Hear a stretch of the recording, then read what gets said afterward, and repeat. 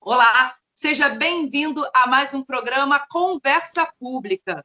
E hoje o administrador César José Campos, que é o coordenador da Comissão Especial de Gestão Pública do CRA-RJ, convida o Gustavo Maia, que é fundador e CEO da startup Colab, que trabalha com a questão da colaboração da população com as prefeituras. Tudo bem, César? Tudo bom, Gustavo? Sejam muito bem-vindos. Tudo bem, Érica.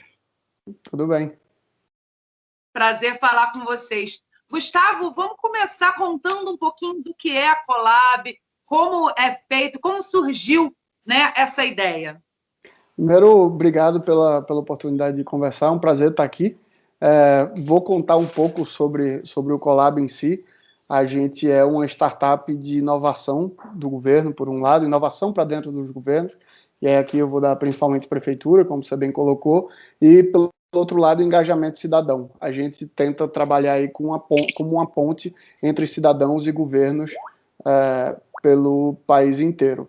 A gente nasceu em 2013, na época eu vinha trabalhando, eu sempre fui muito apaixonado por política, por gestão pública de uma maneira geral. Minha formação é em comunicação, não tem nada a ver, mas eu vinha trabalhando numa pré-campanha, na época, de um candidato a prefeito da minha cidade, em Recife, na época, e comecei a ver o quanto as pessoas querem participar da tomada de decisão. Foi a primeira eleição que teve o Facebook no Brasil funcionando, e as pessoas estavam muito nessa história de redes sociais, óbvio que hoje está muito mais do que estava naquela época, mas ali era meio que o começo daquilo, e essa percepção de que as pessoas queriam participar e que os governos eles teriam que reagir àquilo de uma forma diferente, deu ali a ideia de...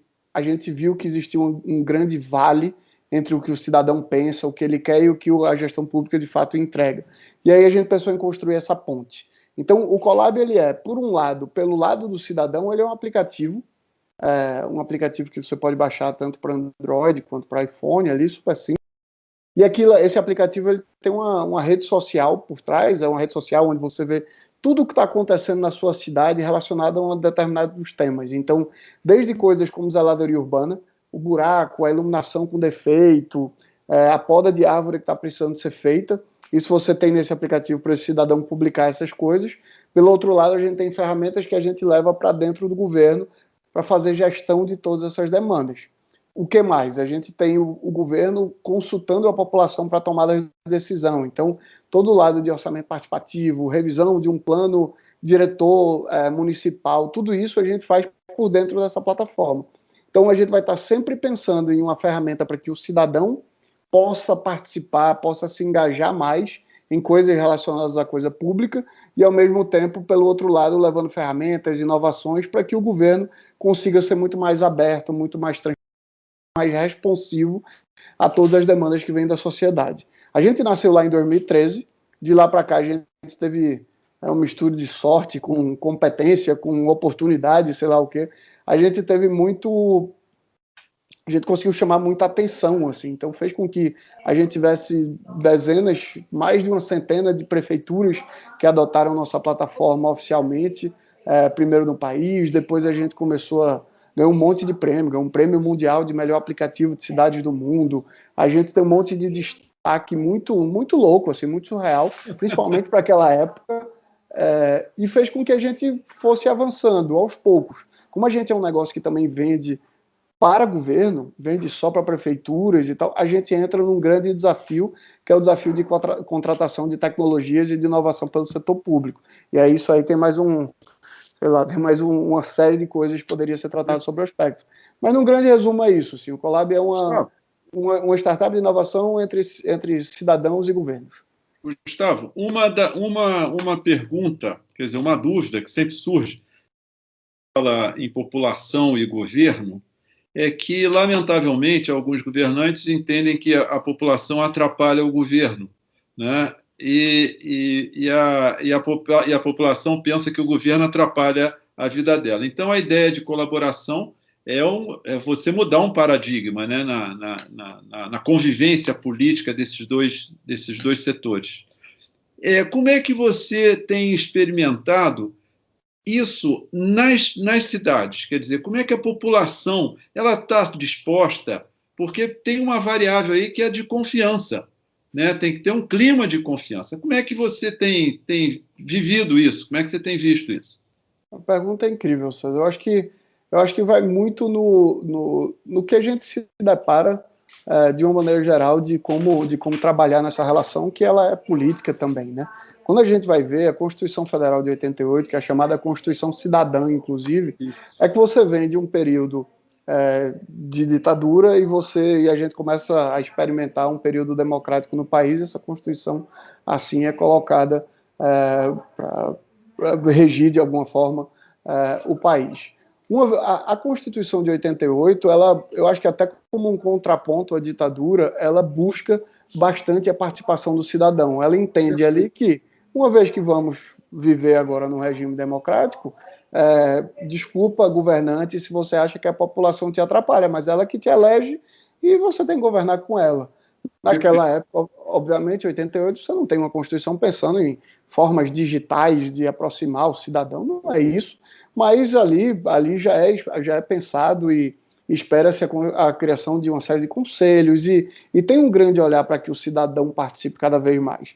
O Colab em si, ele surge Inclusive, nesse meio. Gustavo, inclusive, Gustavo, eu vivi esse momento na história do Brasil, né, da nova Constituição, eleger os constituintes, participar de discussões dentro de partido, o que ia ter. Foi exatamente isso que você explicou. A Constituição de 88 ela abriu uma série de conselhos, que era o oposto do que se vivia na ditadura. A ditadura a gente não podia nem se reunir, né? Tem assim só pelo fato de fazer reuniões, né? Já era fichado na polícia, fichado no DOPS, na polícia política, etc. Então a Constituição veio, né? Porque foi em cima de todo o movimento, direta já, aquele negócio todo, essa participação da população como sendo a garantia de não ter mais ditadura, né? Era aumentar a participação da população. E ninguém nem imaginava, corretamente você está falando, ninguém imaginava nada digital, era tudo presencial, era para estar lá. Total, eu acho. Inclusive o voto, né? Era Não, tudo era escrito à tudo mão. no papel. E eu acho que, assim, no fim das contas, eu acho que o começo da minha fala, inclusive, ela parece se dar de que o convencimento vai por respeito à Constituição. E vai sim por respeito à Constituição, obviamente, ela é uma Constituição que exige que tenha muito mais participação das pessoas, ok, mas eu acho que hoje, César e Érica, o assunto vai muito além disso. A gente vai falar sobre participação cidadã, e aí, vamos lá, a gente continua num regime democrático, onde o maior símbolo de democracia é o dia da eleição, onde as pessoas vão lá participar da eleição. As pessoas no Brasil, em si, elas são, inclusive, obrigadas a votar, e elas vão lá votar, beleza. Mas, no fundo, eu acho que tem uma série de outros convencimentos que passam por esse tema para que as pessoas possam participar mais. Um deles, e eu acho que o mais simples de todo, quanto mais a população participa, mais o governante acerta. Ponto. Sim. Simples desse jeito. Uma vez que a gente escolhe os governantes da gente, os governantes têm que respeitar quem a gente escolhe, porque senão ele também não consegue nem ser reeleito. E uma vez que ele está nesse papel, buscar a participação do cidadão também é inteligente para que ele acerte mais, para que ele erre menos. Aí aqui eu acho que é uma forma bem até rasa de ver isso tudo, e eu acho que a gente pode ir um pouco além, inclusive. Qual é a visão que eu tenho do papel de governo e como essa participação do cidadão ela pode se dar da melhor forma, de forma mais efetiva? A gente tem uma série de decisões do governo que eles são tomadas e a gente escolhe os governantes da gente porque a gente vive numa democracia representativa e eles que vão lá nos representando durante aquele período.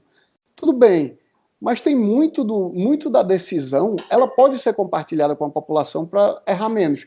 Isso não significa que adianta um governo virar e dizer assim, o que é que vocês querem para ser, sei lá, na frente da sua casa no ano que vem? Se você fizer uma pergunta como essa, a população vai dizer, eu quero um estádio de futebol, e todo mundo vai dizer que quer um estádio de futebol na frente de casa, eu quero um estacionamento de foguete na frente da minha casa. Isso não significa que o governo é capaz de fazer.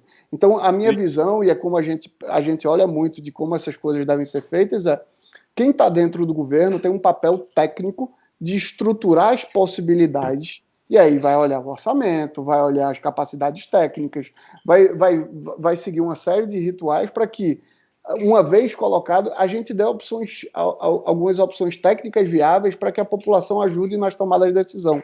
Então, aquela decisão que era só de gabinete fechado, que alguém ia lá e dava uma canetada, por que não consultar a população para tomar essa decisão tecnicamente viável, e aí, com isso, você acertar muito mais?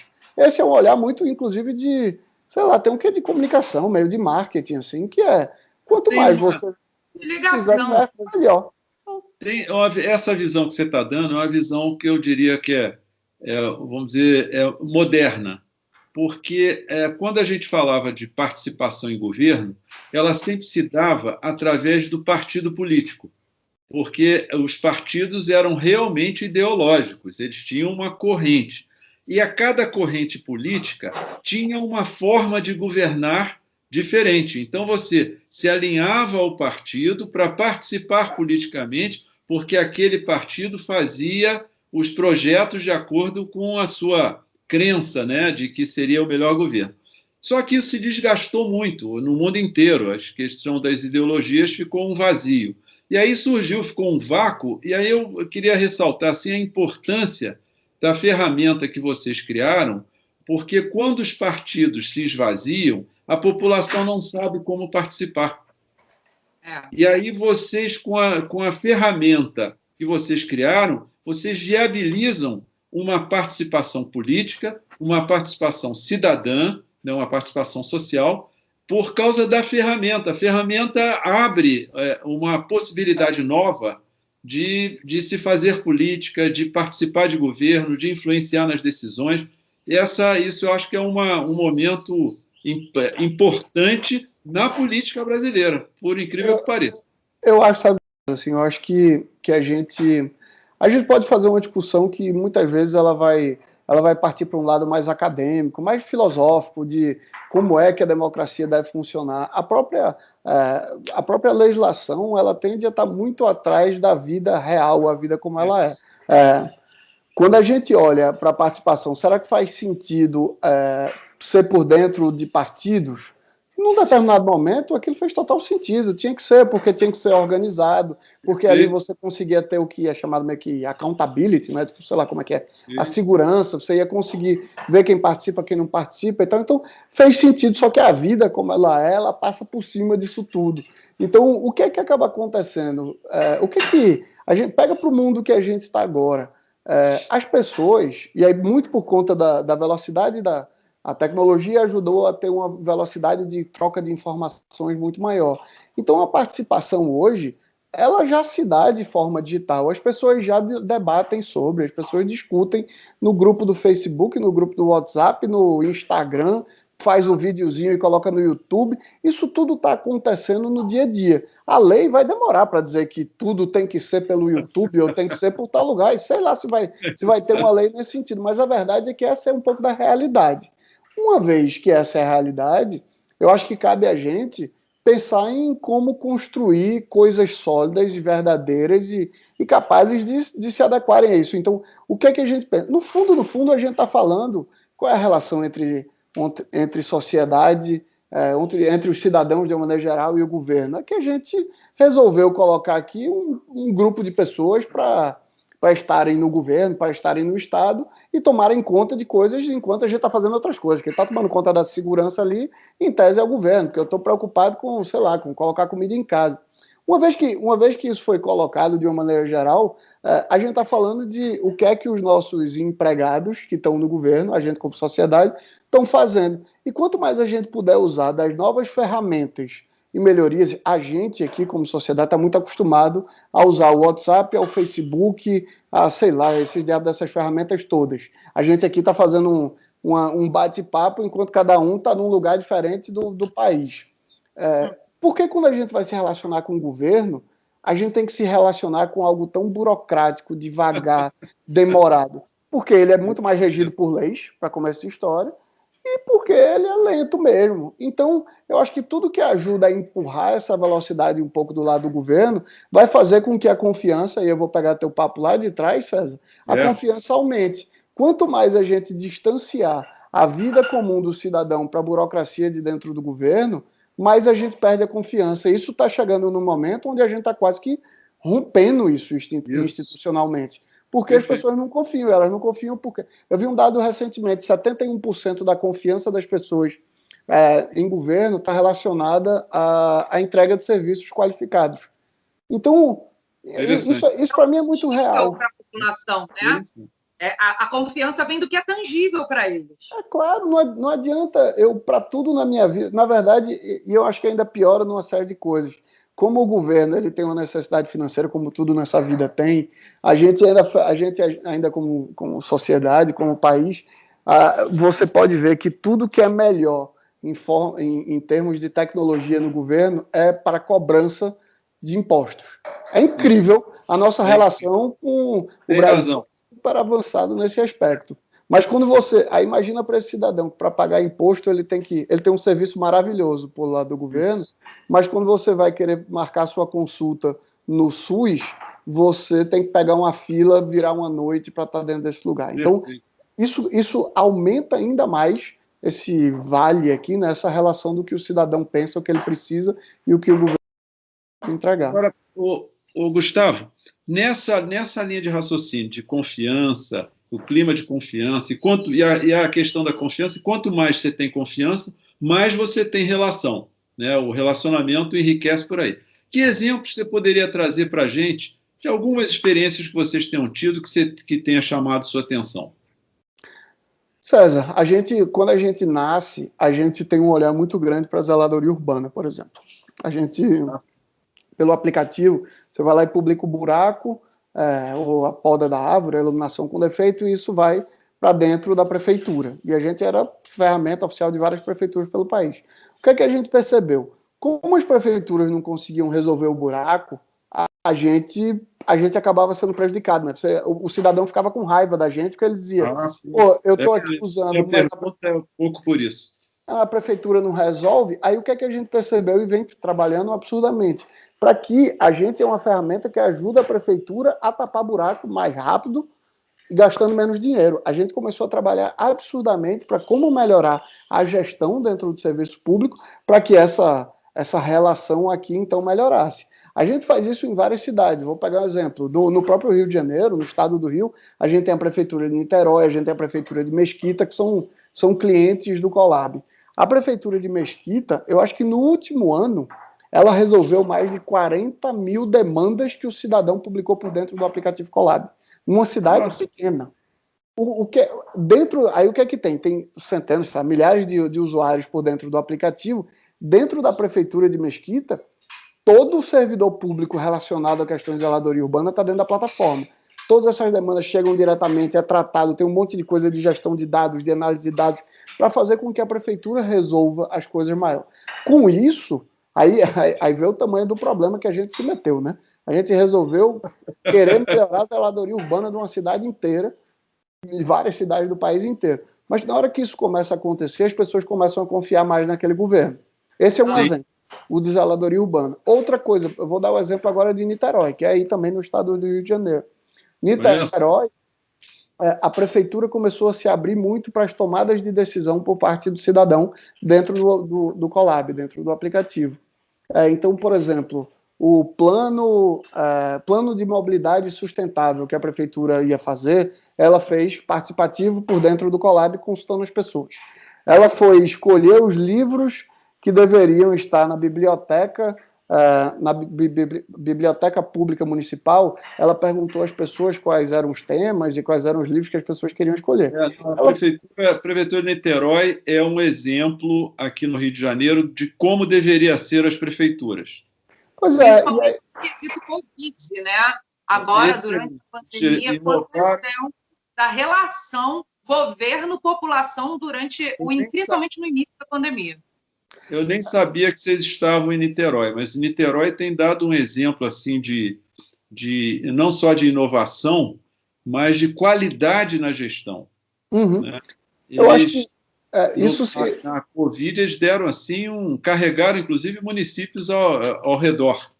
Total, isso reflete, e é isso, assim, isso para mim é muito claro, isso reflete numa qualidade de vida melhor para as pessoas. Isso faz com que esses gestores públicos, e aí o lado político, assim, eles tenham a confiança das pessoas e consigam renovar seus votos e tudo. Então, ser mais transparente, mais aberto, é porque é difícil, dá um trabalho danado. Eu Assim, imagino. principalmente para quem quer ser corrupto, principalmente para quem quer fazer uma coisinha ali por trás, dá um trabalho maior ainda. Então, mas quem faz e quem quer fazer bem feito, e eu sou assim, eu acho que eu sou da tese de que tem pessoas boas e pessoas ruins em todos os lugares, todo e qualquer um. Seja na prefeitura de Qualquer Niterói, atividade. Em de todas Niterói, as... Qualquer na atividade. farmácia ou no supermercado. Sempre vai ter gente boa e gente ruim em tudo. Mas quando você começa a se abrir mais, você tende a afastar um pouco as pessoas que estão Perfeito. entrando ali por Correto. questões, sei lá, espúrias, porque querem fazer alguma coisa de errado. Então, eu vou dar um exemplo aqui, esse é um exemplo hipotético. Quer dizer, ele já aconteceu uma vez, aí a história por trás é que é hipotética, tá?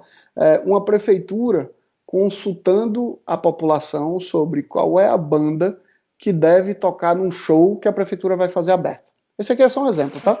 Vamos lá, a prefeitura tinha uma verba, ela ia fazer um show. Tudo bem, existe política de cultura, que não é para a população decidir tudo, mas vamos dar o exemplo de que ela quis fazer isso uma vez, porque ela tinha uma verba, ela queria fazer uma festa ali para comemorativa da cidade, e resolveu perguntar à população qual era a banda que ela gostaria que tocasse, obviamente seguindo critérios técnicos, né, de preço de banda e tal, enfim, vai lá e escolheu.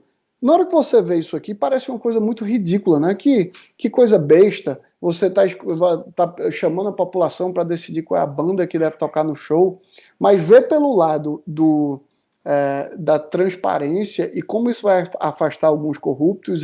Existe muito esquema de corrupção, onde as pessoas da Secretaria de Cultura, por exemplo, elas já têm as bandas que devem tocar ali, certinho, a licitação lá de 100 mil reais, sei lá, do cachê da banda, e, porra, eu te coloco para tocar por 100 mil, tu me devolve 50 e tá tudo certo. Quando você toma uma decisão dessa, onde ninguém sabe qual é a banda até os 45 minutos do segundo tempo... Matou essa possibilidade. Matou essa possibilidade. Isso é um caso bem simples, bem besta, e que aumenta um negócio que é muito importante também sobre participação, que é controle social. Controle social, ele vem... Aí, às vezes, parece que é um papo super ideológico, né? Tipo, não, porque o controle social, então, significa que as pessoas vão atrapalhar. Eu pego até um pouco da tua conversa no começo, César, de se a população vai atrapalhar ou não, mas controle social, eu tenho um exemplo que é ótimo de como você consegue entender o lado positivo do controle social. Érica, na frente da tua casa vai ter um parque e vai ter uma licitação sobre reforma desse parque. O parque hoje tem uma pistinha de Cooper e um campinho de futebol. E as pessoas jogam bola e adoram correr nesse negócio, mas tá meio acabado, tá meio ruim. E a prefeitura, como o prefeito lá, quis tomar uma decisão de vou fazer uma licitação nova para reforçar esse parque para ele ficar maravilhoso. E aí ele contrata por alguns milhões a empresa que vai fazer, um urbanista que vai desenhar o negócio inteiro, e essa decisão é tomada de, esse negócio de pista de Cooper e campinho de futebol de barro não tá com nada. É muito melhor, a gente vai fazer aqui um museu maravilhoso, ou vai, na verdade, sei lá, vai fazer um parquinho de criança e tal coisa, toma a decisão, faz. Na hora que faz isso, a população ao redor, ela pode gostar ou ela pode ficar enfurecida, porque eu adorava meu campinho de futebol e minha pista de Cooper. Quando você toma uma decisão, agora vamos voltar e vamos imaginar que essa decisão do que seria colocado na licitação seria perguntada às pessoas que estão ao redor, essas pessoas, na hora que elas dizem, não, eu quero um campinho de futebol e uma pista de Cooper. Uma vez que a prefeitura execute esse serviço, essa obra, essas pessoas que escolheram, elas têm um senso de pertencimento muito maior. muito maior sobre esse negócio. Então, eu garanto que se Érica votou lá que ela queria ter a pista de Cooper foi executada, se chegar alguém quebrando a pista de Cooper, pichando a pista de Cooper, Érica não deixa. Érica é dona, ela se sente muito mais partícipe daquilo. Eu Então, fiz parte da decisão. Exatamente, então o controle social ele se coloca muito dessa maneira. Quanto mais pessoas você tiver participando, mais pessoas vão estar olhando também. É a mesma coisa no orçamento participativo. Quando você tem 10 mil pessoas participando no orçamento participativo, você vai fazer com que tenha 10 mil pessoas olhando cada obra daquela que eu queria fazer, eu quero ver se está sendo feita mesmo, quero ver quanto está custando, porque na época do orçamento participativo disse que era 100 mil, agora eu já estou vendo que estou 350, então o controle social ele vem para ajudar nesse aspecto. E aí eu volto, ele nada mais faz do que fazer o governo acertar muito mais. E todo político quer ser reeleito, então acerta muito mais, que aí você vai ser reeleito, vai ser melhor. É porque há um vício no discurso das pessoas quando se fala em. Isso é por conta da história da ditadura. Toda vez que se fala em controle social, as pessoas associam o controle das pessoas. Quando você está falando controle social, é o inverso. É a sociedade controlando o governo, porque a sociedade é que faz com que o governo exista. E, por conta da história da ditadura, controle social era sempre o inverso, era o governo dizendo, querendo saber o que cada um fazia, como fazia, por que fazia e tal. Então, por isso que criou essa distorção a distorção desse conceito, né? E aí vocês, com essa ferramenta, vocês estão abrindo aí novos caminhos que vocês nem imaginaram. Agora, tem uma coisa que você falou importante, que anda junto com a questão da confiança, é a questão da transparência. Né? Sem transparência, você não alimenta a confiança. E a ferramenta de vocês, acho que contribui muito com isso, né? Porque o que a gente faz, e aí tem uma questão interessante disso, é que a gente não é uma ferramenta da prefeitura. A gente é uma ferramenta do cidadão e que a prefeitura faz parte. E quando você vai pegar na minha própria fala, e César me conhece bem, eu estudo governo, eu estudo bastante a gestão pública, porque no fim das contas eu quero muito ajudar a gestão pública, demais. Na verdade, se eu olhar assim, onde é que vocês estão mais focados, eu digo, ó, melhorar a gestão pública, para mim, é fundamental porque vai ajudar a ter pessoas confiando mais na gestão pública e aí com isso participando mais.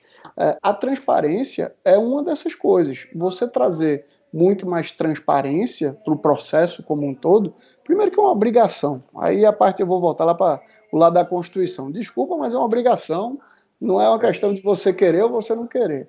Agora, quanto mais transparência você dá também, mais assertividade você tem. O Colab ele nasceu da sociedade, a prefeitura faz parte, isso significa que a gente não esconde as coisas. O buraco que César publicar vai estar aberto para todo mundo poder ver. Isso tem um lado muito positivo, inclusive. Sabe por que a gente faz assim?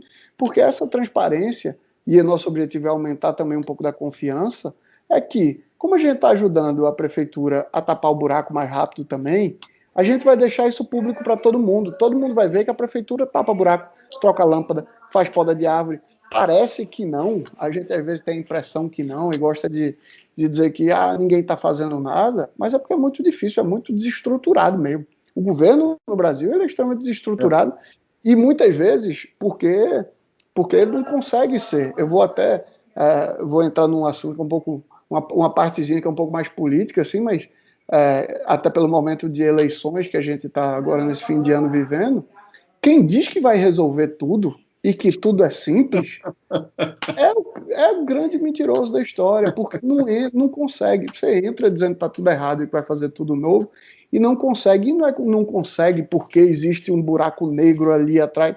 Não, é porque a gente culturalmente a gente como sociedade, tá, tende a ter desvios de caráter e coisas do tipo que as ferramentas foram apertando, apertando, e hoje você senta na cadeira de prefeito ou de prefeita, de secretário de uma cidade, e você não consegue tomar quase que nenhuma decisão. A verdade é que você não tem uma ferramenta tecnológica para te ajudar a fazer gestão de coisas básicas. E você tem que fazer na mão, e isso faz com que erre muito mais. Então, inclusive, o processo de transparência e a transparência para para a gestão pública, eu acho que para todos os gestores públicos que vão começar no ano que vem, em prefeituras, transparência faz com que você consiga, inclusive, trazer os órgãos de controle como parceiros. A transparência faz com que você traga, inclusive, a oposição política como parceira para dentro de um arcabouço de gestão que você consegue executar as coisas que são muito difíceis de um jeito um pouco mais fácil. Tem uma coisa nova quando a gente fala de transparência, que transparência não existia. Transparência era coisa de adversário. Só os adversários é que cobravam alguma coisa dos governos. E aí, com a sociedade se organizando de outra forma e a democracia avançando, a transparência começou a ser passou a se impor, do mesmo jeito que se impôs os direitos do consumidor, que também não existia. Na década de 70, ninguém falava em direito do consumidor, isso surgiu a partir da década de 80, 90. E aí tem uma coisa interessante na transparência, que a transparência para a área pública, ela é uma ferramenta de melhoria de qualidade. E os gestores públicos nem sempre olham dessa forma, né? Então, quanto mais transparente, mais feedback você tem da prática da gestão. Então, é muito interessante quer dizer, vocês, como Colab, contribuindo com esse processo de transparência, vocês estão fortalecendo a qualidade da gestão. Muito bom. Eu gosto muito de ver, inclusive, César, o seguinte: César vai ser candidato a prefeito de, sei lá, da cidade A. César se elege, vamos dizer que César foi muito bem, ele se elegeu no primeiro turno ali com 55% dos votos. Ele agora vai ser prefeito da cidade A. Quando ele senta na cadeira de prefeito, tem que lembrar, né, César, que 45% das pessoas que trabalham, em tese, que trabalham na tua prefeitura, não votaram em você e não gostam de você.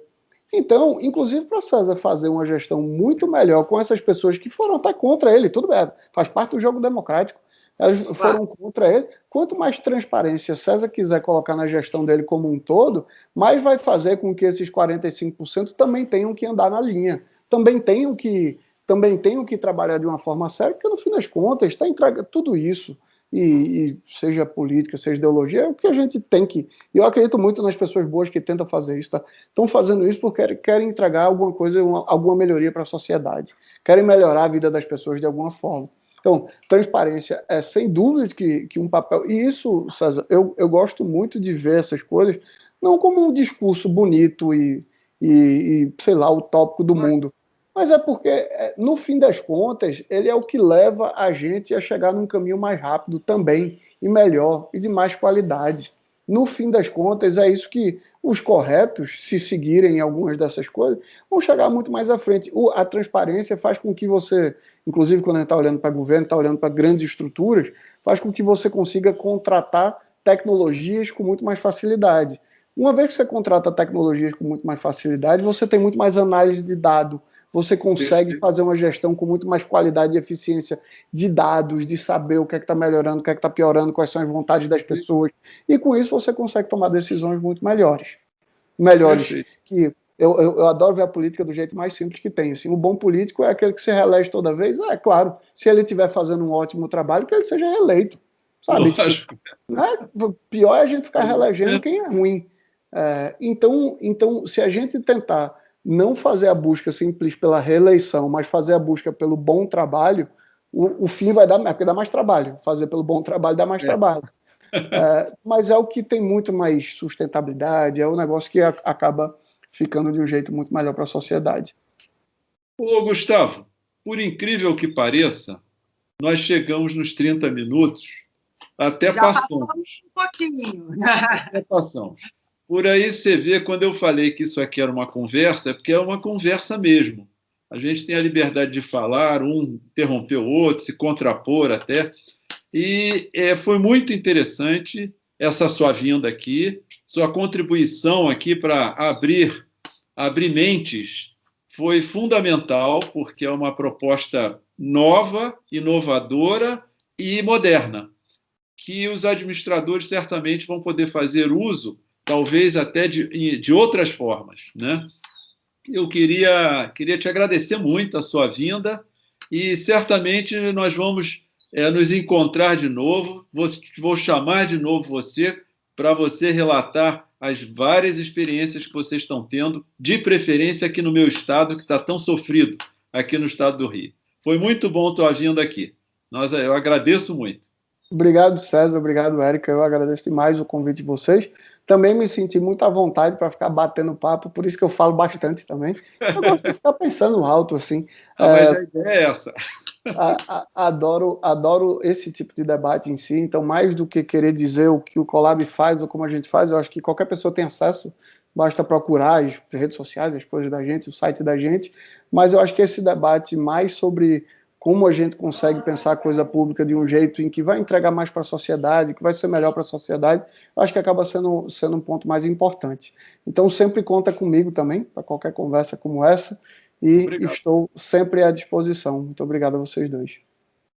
Obrigada, Gustavo. Obrigada, César. Realmente, o motivo de existir do Conversa Pública é isso, né, César? Entregar o melhor da coisa pública para a população, para os administradores, para todo mundo que nos assiste. Muito obrigada mais uma vez pela presença de vocês. Bom, e vocês que acompanharam a gente até aqui, já sabe, toda semana um novo Conversa Pública para você. Te espero. Até lá. Tchau, tchau.